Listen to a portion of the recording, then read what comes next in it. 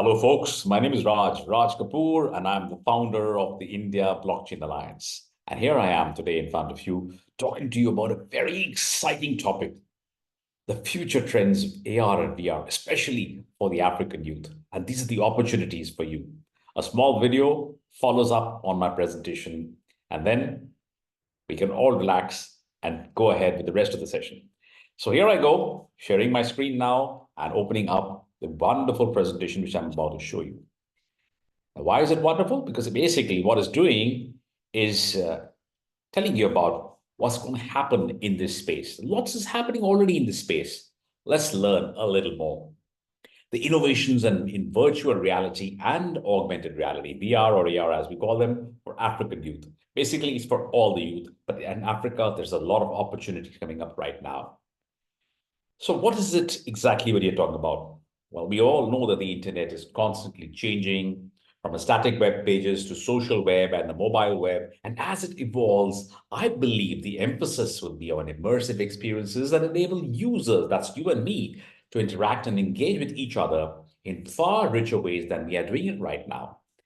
When you cut through all the hype and we talk about AR, VR, metaverse, there's a lot of hype inside there also. But what is actually this? It is an immersive internet, and that's what we should be knowing and calling it. So let's begin. The trends, keeping in mind what's happening as we hop across 2024. Where are we going today? Where are we? Let's talk about a future. The biggest confluence of generative AI and AR, VR is going to be one of the biggest trends happening over the next few years. Now, we all know generative AI is really popular. All of us use it at some point of time. But how does it impact the AR, VR space? Well, just like with any other space, the application that aligns very well. Artwork, assets, digital world assets, background, characters, all can be generated with AI, with generative AI. And that's exactly where the confluence of Gen AI and VR AR happens.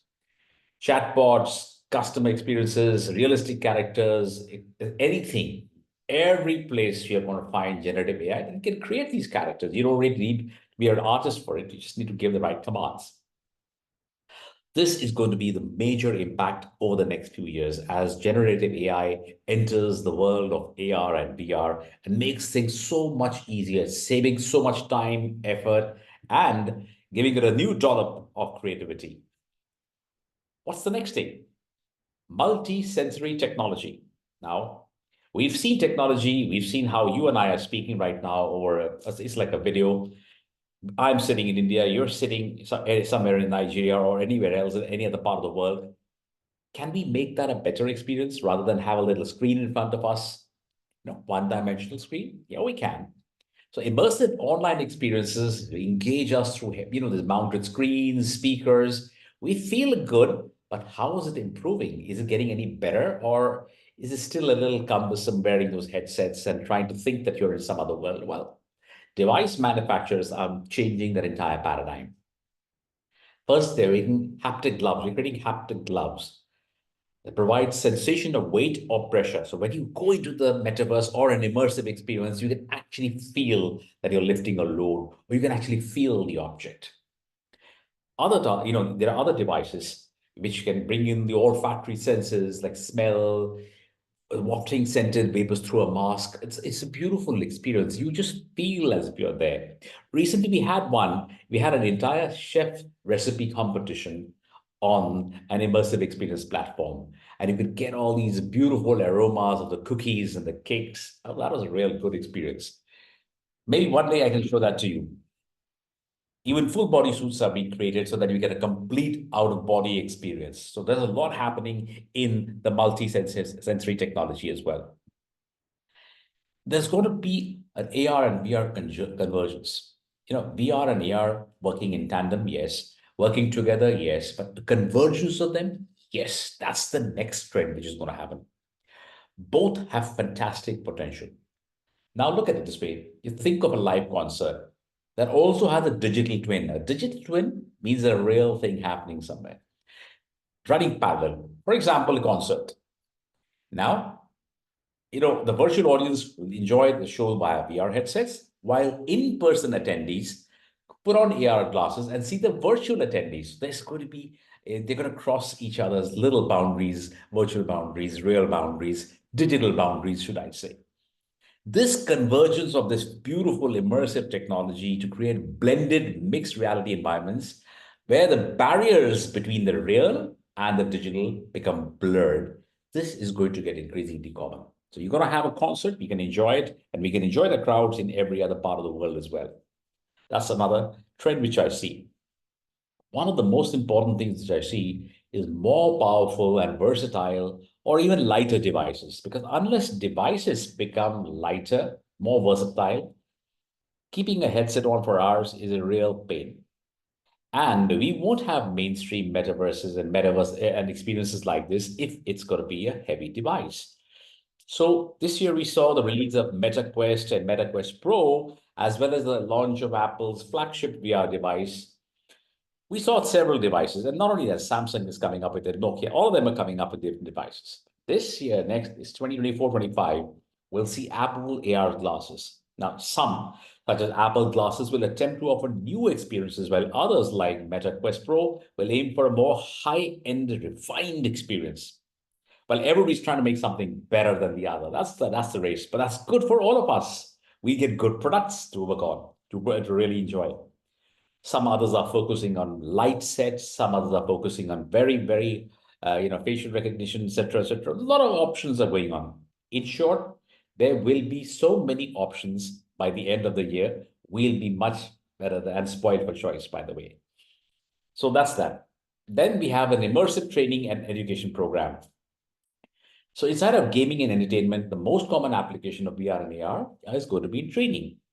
If you see the survey by the PwC in 2023, VR trainees absorb knowledge 4 times more quickly than classroom learners and are even more quick but it raises efficiency by 275% when it comes to applying skills they've learned.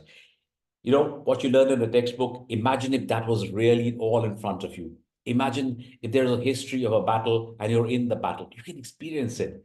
Or if you're going to learn about the heart, you can go inside and look around what the heart is, where's the aorta, where are the walls. You can really actually have a real world experience. And what you see and experience is much more, you retain much more than what you read. So if I was to show you this in an AR, VR style, you would definitely have that, as something which you can always remember. And maybe the next time we should do that. Enterprise companies, large corporates are leading the way in creating immersive virtual learning environments. And we will see over the years 24 onwards, we'll see growth in platforms, making smaller organizations also getting into this space. Right now, only the large ones are doing it, but it's a question of time. Retail. Now, many brands are using augmented reality to let us virtually try on glasses, clothes. How does my room look like? How does the paint look like? How do I look like? How do my sneakers look like? All those things can be done with virtual and augmented reality.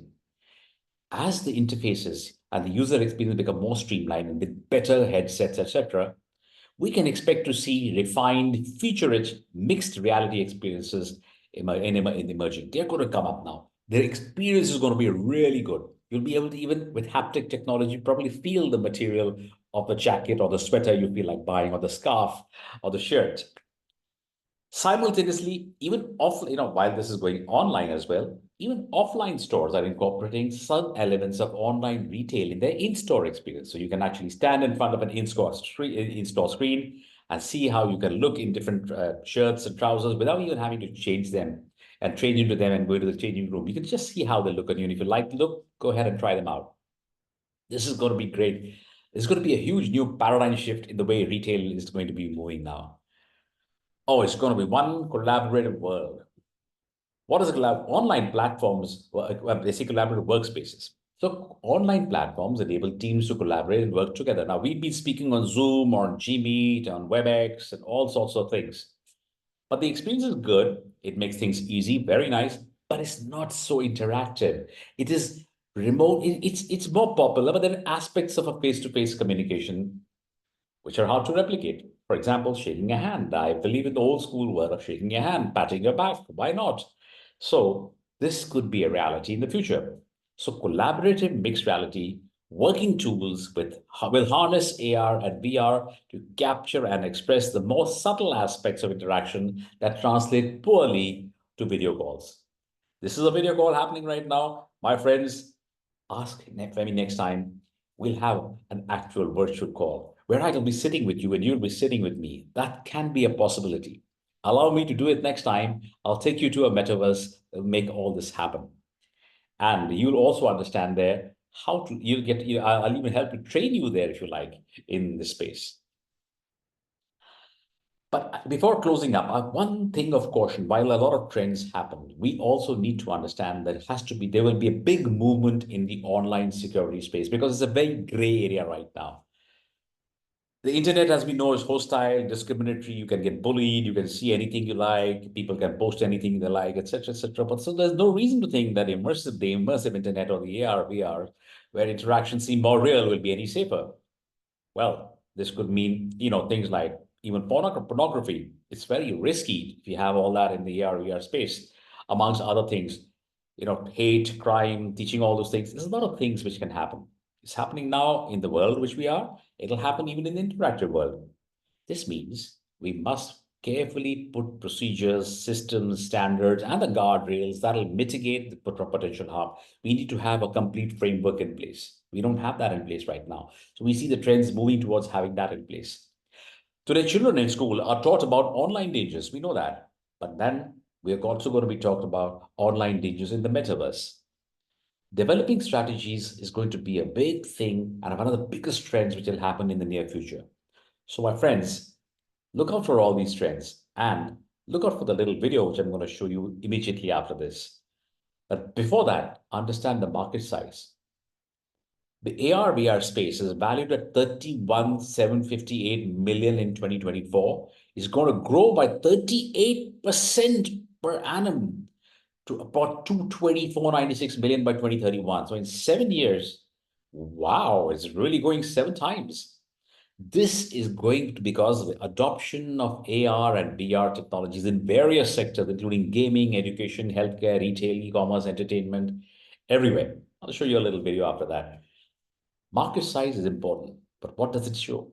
That it shows the opportunity, job opportunity, career opportunities. That's what the numbers should read. The numbers will keep changing, but the opportunity will not.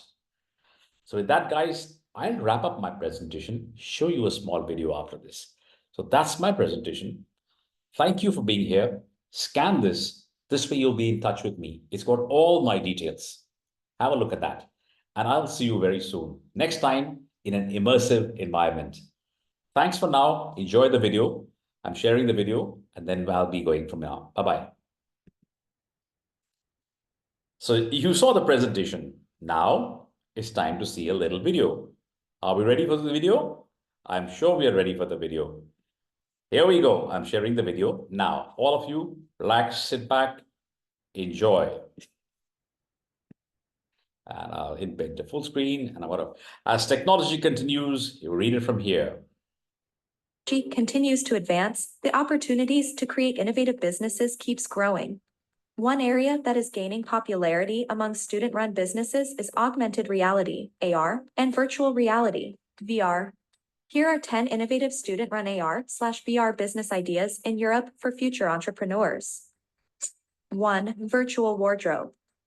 A platform that allows users to upload their clothes and create an AR version of their wardrobe.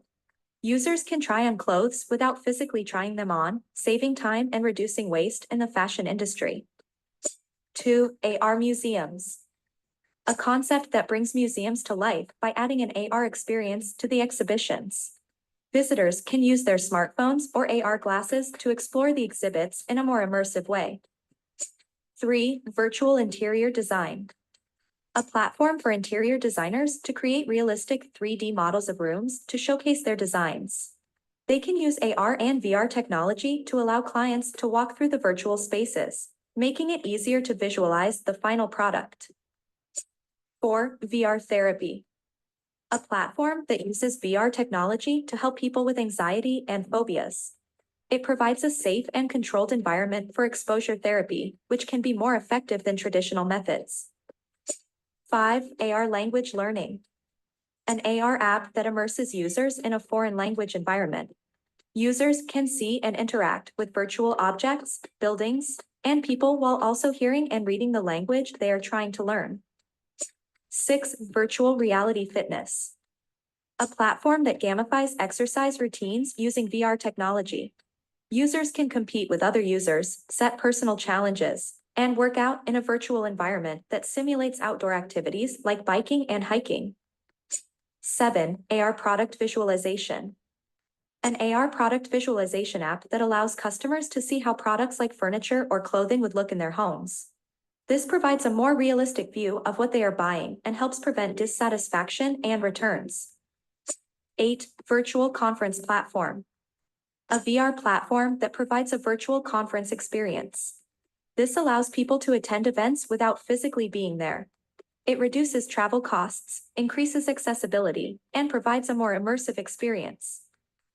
9. AR navigation. An AR navigation app that superimposes directions onto the real world, allowing users to navigate their surroundings in a more intuitive way. It can be especially useful for tourists or those who are unfamiliar with an area. 10. Virtual reality training. A training platform that uses VR technology to simulate real-world situations. This can be used for industries like healthcare, law enforcement, or the military to train employees on how to handle different scenarios in a safe environment. There you go. And that's just a few of the multiple things in this wonderful world of AR and VR. So my friends, my advice, pick up your skills, hone your skills in this space. This is the future. And with that, I'm Raj Kapoor signing off from here. And I look forward to seeing you sometime, if not in person, through an interactive experience for me and for you. Take care. Hasta la vista. Till we meet again. Goodbye.